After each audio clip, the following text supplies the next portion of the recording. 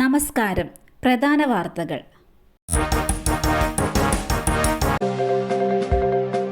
ഫോണിൽ വിളിച്ച് ശല്യം, നമ്പർ ബ്ലോക്ക് ചെയ്തതിന് വടിവാളുമായി വീട്ടിൽ കയറി ഭീഷണി, യുവാവ് പിടിയിൽ. വീട്ടിൽ അതിക്രമിച്ചു കയറി സ്ത്രീക്കെതിരെ വടിവാൾ വീശി കൊല്ലുമെന്ന് ഭീഷണിപ്പെടുത്തിയ യുവാവ് അറസ്റ്റിൽ.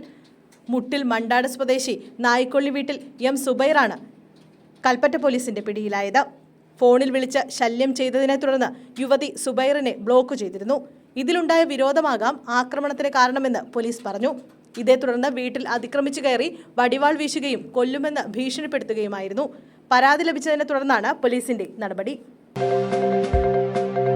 കയറിൽ കുരുങ്ങി അപകടം, തകഴി സ്വദേശിക്ക് ദാരുണാന്ത്യം. ദേശീയപാതയിൽ കയറിൽ കുരുങ്ങി ബൈക്ക് യാത്രക്കാരന് ദാരുണാന്ത്യം. തകഴി സ്വദേശി 53-കാരൻ ഹരികുമാറാണ് മരിച്ചത്. ആലപ്പുഴ പാതിരപ്പള്ളിയിലാണ് അപകടം നടന്നത്. ഓട്ടോറിക്ഷ കയറിൽ കെട്ടിവലിച്ച് കൊണ്ടുപോകുന്നതിനിടെ ഓട്ടോ തട്ടി കയറിൽ കുരുങ്ങിയാണ് അപകടമുണ്ടായത്. പാലക്കാട് സ്ത്രീക്ക് നേരെ മുൻ ഭർത്താവിന്റെ ആസിഡ് ആക്രമണം, ഗുരുതര പരിക്ക്. ഒലവക്കോട് താണാവിൽ സ്ത്രീക്ക് നേരെ ആസിഡ് ആക്രമണം. താണാവിൽ ലോട്ടറി കട നടത്തുന്ന ഒലവക്കോട് സ്വദേശിനി ബെർക്കിനിക്ക് നേരെയാണ് ആസിഡ് ആക്രമണം ഉണ്ടായത്. ബെർക്കിനിയുടെ മുൻ ഭർത്താവാണ് ആക്രമണം നടത്തിയത്. സംഭവത്തിൽ തമിഴ്നാട് സ്വദേശി കാജ ഹുസൈനെ പോലീസ് പിടികൂടി. ഇന്ന് രാവിലെ 7 മണിയോടെയായിരുന്നു ആക്രമണം. ആക്രമണത്തിൽ പരിക്കേറ്റ ബെർക്കന പാലക്കാട് ജില്ലാ ആശുപത്രിയിൽ ചികിത്സയിലാണ്. പ്രായപൂർത്തിയാവാത്ത പെൺകുട്ടിയെ പീഡിപ്പിച്ച യുവാവ് അറസ്റ്റിൽ. പെൺകുട്ടിയുമായി ഇൻസ്റ്റഗ്രാം വഴി പരിചയം. തലപ്പുഴയിൽ പ്രായപൂർത്തിയാവാത്ത കുട്ടിക്കെതിരെ ലൈംഗിക അതിക്രമം നടത്തിയ കേസിൽ യുവാവിനെ അറസ്റ്റ് ചെയ്തു.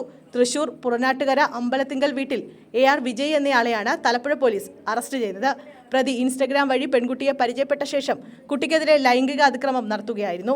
കോടതിയിൽ ഹാജരാക്കിയ യുവാവിനെ റിമാൻഡ് ചെയ്തു. Thalappuzha station inspector SHO KP ശ്രീഹരിയുടെ നേതൃത്വത്തിലായിരുന്നു കേസിന്റെ അന്വേഷണം. വീട്ടിൽ ഉറങ്ങിക്കിടന്ന യുവതിയുടെ മൃതദേഹം കിണറ്റിൽ കണ്ടെത്തി. മലപ്പുറം എടപ്പാളിൽ യുവതിയുടെ മൃതദേഹം കിണറ്റിൽ കണ്ടെത്തി. അയിലക്കാട് സ്വദേശി പൂവക്കാട് ഹരിദാസിന്റെ ഭാര്യ റിഷയാണ് കിണറ്റിൽ മരിച്ച നിലയിൽ കണ്ടെത്തിയത്.